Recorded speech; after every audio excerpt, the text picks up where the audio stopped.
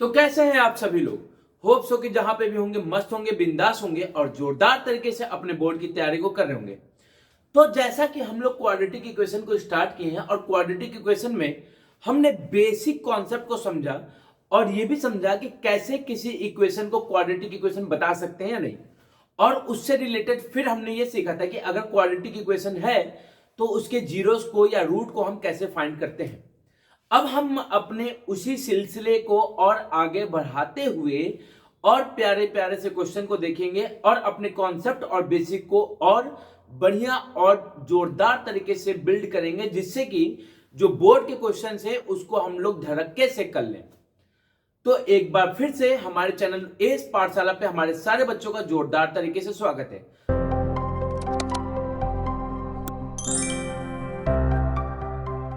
चलिए इन दो बेहतरीन क्वेश्चन के साथ हम अपने क्लास का स्टार्ट करते हैं।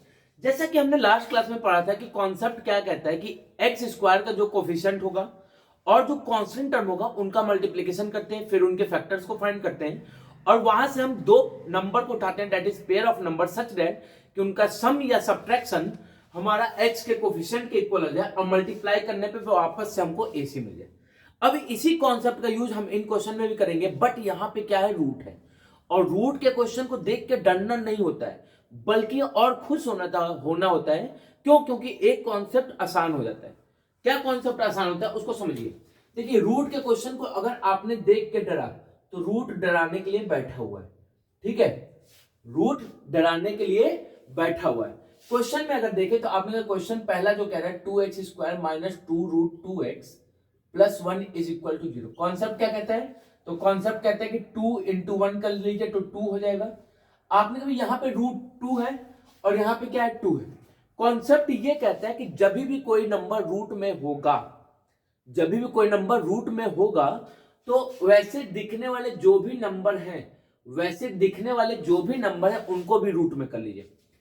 अगर ये √2x है तो इस 2 को भी किस में कन्वर्ट कर लेंगे, √2 और √2 में कन्वर्ट कर लेंगे।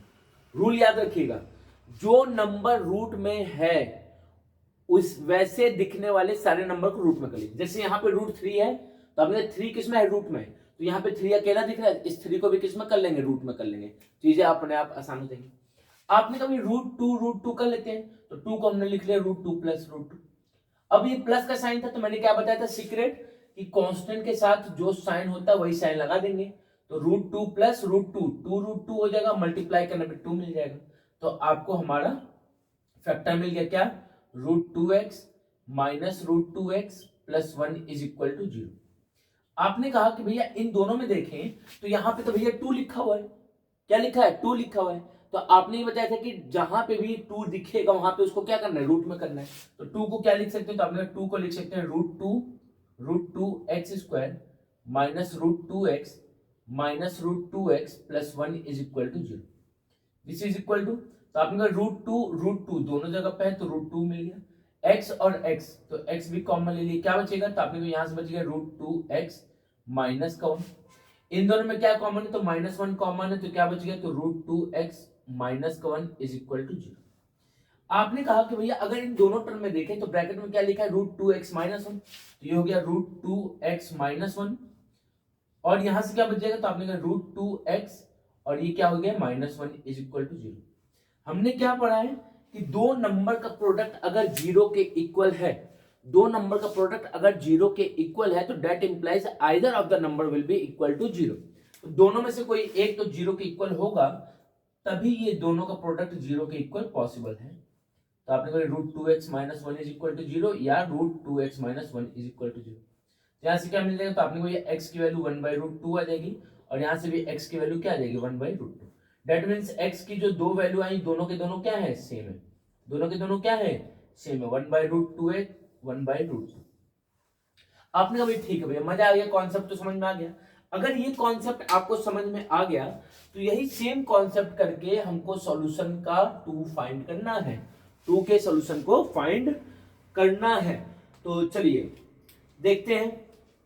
4x स्क्वायर लिखा है तो आपने कोई क्या रूल कहता है, तो रूल कहता है इसके कांस्टेंट टर्म और यहाँ के कोफिशिएंट को मल्टीप्लाई, तो 4 3 क्या होगा, 12 होगा। आपने कहा 12 को हम लोग लिख सकते हैं 2 2 और 3।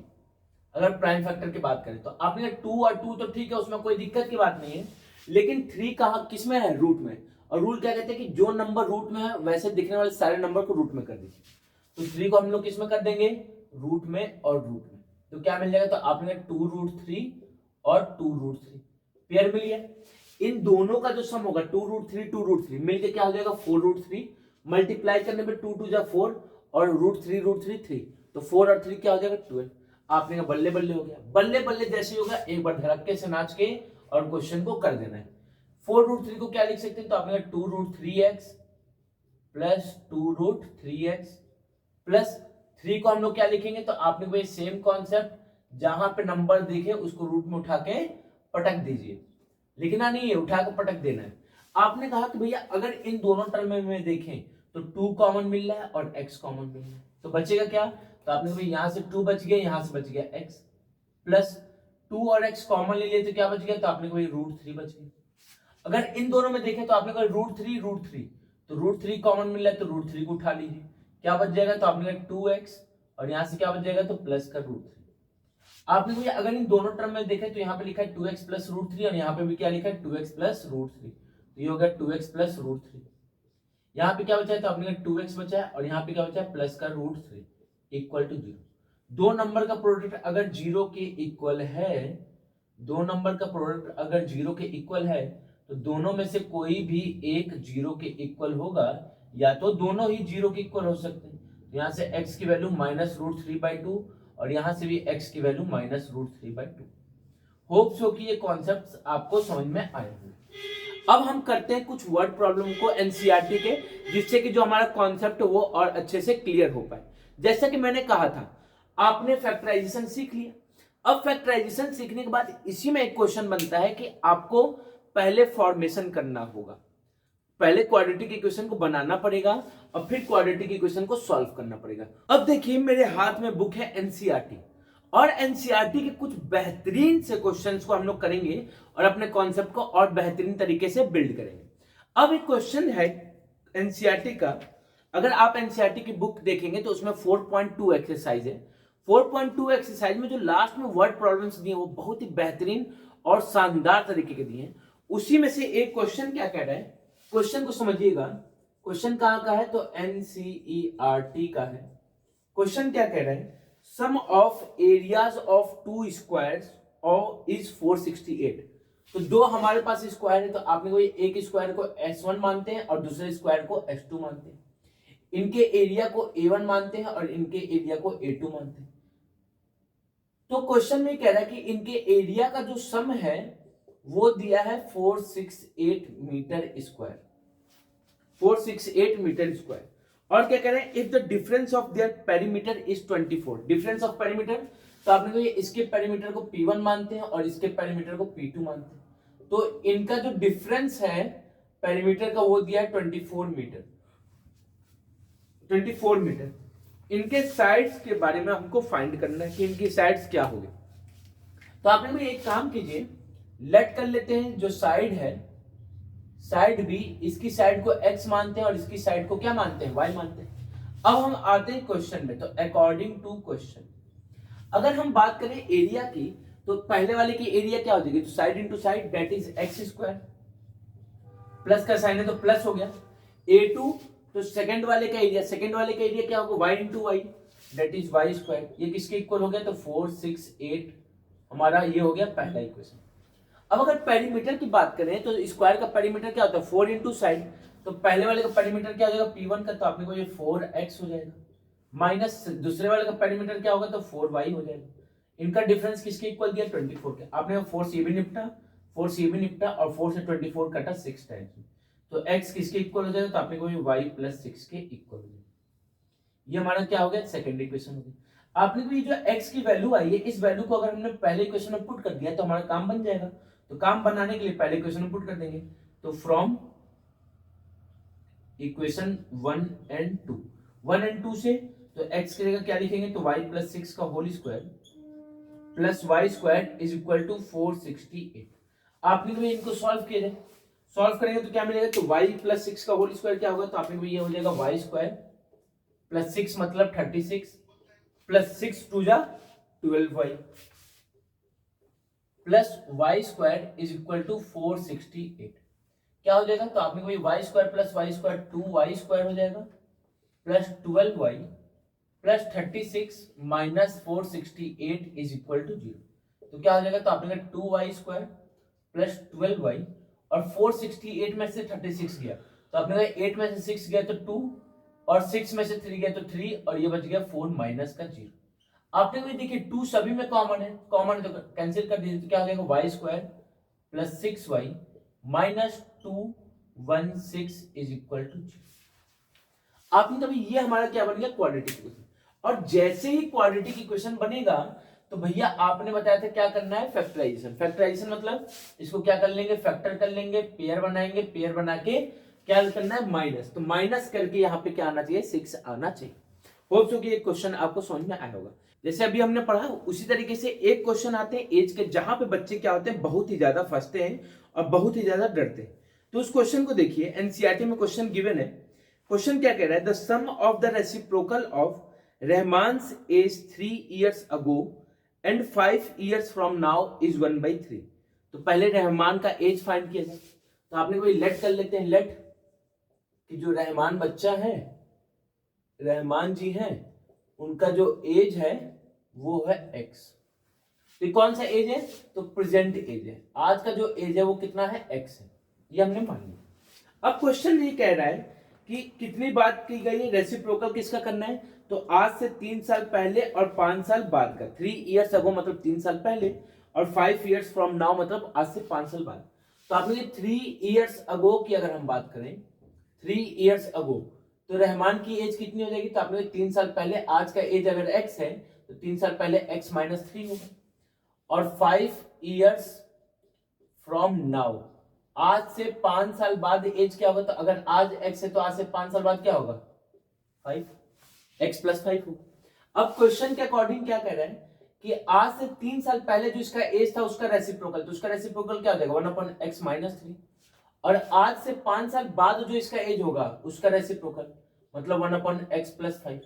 इन दोनों का जो सम है वो दिया है 1/3 के इक्वल। देखिए बहुत ही बेहतरीन सा क्वेश्चन है।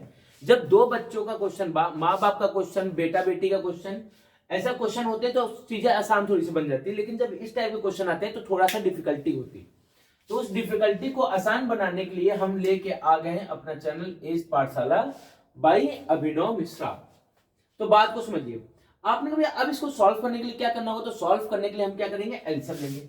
एलसीएम क्या आएगा? तो आपने को यहां से आ गया x माइनस 3 और यहां से एलसीएम आ गया x प्लस 5। x माइनस 3 से x माइनस 3 कैंसिल, बचा क्या? x plus 5। तो आपने भैया x प्लस 5 लिख लिया, प्लस का साइन तो प्लस, x प्लस 5 से x प्लस 5 कैंसिल, तो बचा क्या? x minus 3। तो x माइनस 3 लिख लिया इज इक्वल टू 1/3। आपने को अगर सॉल्व करें तो x प्लस x क्या हो जाएगा? 2x, 5 में से 3 गया तो प्लस का 2 और ये जो 3 डिवाइड में थे क्या आ जाएगा? मल्टीप्लाई। 1 के साथ कौन चल जाएगा? तो आपने भैया x माइनस 3 और x प्लस 5। आपने कहा ठीक है भैया, यहां तक की तो बातें समझ में आ गई। अगर यहां तक की बातें समझ में आ गई तो इसके आगे देखते हैं। आपने कहा भैया क्या हो गया? 3 अंदर जाएगा मल्टीप्लाई होने, तो दिस इंप्लाइज कि 3 मल्टीप्लाई हो तो 3 2 जा 6x, 3 2 जा 6 इज इक्वल टू, अब इनका आपस में मल्टीप्लाई, तो x इंटू, तो आपने भैया x square plus 5x minus 3 गए तो माइनस 3x माइनस का 15, माइनस 3 प्लस 5 माइनस का 15 क्या हो गया? तो आपने ये हो जाएगा 6x plus 6 is equal to x square plus 5x में से 3x गया तो आपने 2x माइनस का 15। अब जितने भी टर्म है सबको एक तरफ लेके चले जाएंगे तो क्या मिल जाएगा? तो x स्क्वायर प्लस का 2x प्लस 6x है तो माइनस का 6x माइनस 15 प्लस 6 है तो उधर गया तो माइनस का 6 इज इक्वल टू 0। तो क्या आ जाएगा? तो आपने भैया x square minus 4x minus 15 minus 6 minus का 21 इज इक्वल टू 0। आपने अभी क्या करना है? तो माइनस लिखा है तो माइनस करके हमको ये लाना है। तो आपने कहा 21 है तो 21 को कैसे फैक्टर बना ले? तो 7 और 3, तो 7 माइनस 3 क्या मिल जाएगा? 4 और 7 इंटू 3 क्या मिल जाएगा? 21। तो होप सो कि ये आपको कॉन्सेप्ट समझ में आया होगा और जो वर्ड प्रॉब्लम है वो भी आपको समझ में आए होंगे। तो जो वर्ड प्रॉब्लम के क्वेश्चन है वो बहुत ही ज्यादा इंपॉर्टेंट है। क्यों? क्योंकि ये जो क्वाड्रेटिक इक्वेशन यहाँ से एक लॉन्ग क्वेश्चन पूछता है, डेट इज ऑफ 5 मार्क्स, और 5 मार्क्स का क्वेश्चन हमेशा वर्ड प्रॉब्लम से ही पूछेगा। क्यों? क्योंकि पहला आपको नंबर मिलेगा फॉर्मेशन पे, फिर उसके बाद इक्वेशन को सॉल्व करने पे, तीसरा फिर आपको जो जीरोस फाइंड करेंगे उस पे। तो इस तरीके से करके यहाँ पे नंबर का डिवीजन होता है, जिससे कि 5 नंबर पूरा यहाँ पे मिल पाए। तो होप सो की बात आपको समझ में आई होगी। अब जो नेक्स्ट क्लास होगा उसमें हम इस चैप्टर को द एंड करेंगे by the topic of nature of roots. तो मिलते हैं नेक्स्ट क्लास में, तब तक के लिए जय हिंद जय भारत। जहां पे भी रहिए मस्त रहिए, बिंदास रहिए, जोरदार तरीके से पढ़ाई करते रहिए और दूसरे किसी को भी परेशान मत करिए, specially your mother and father.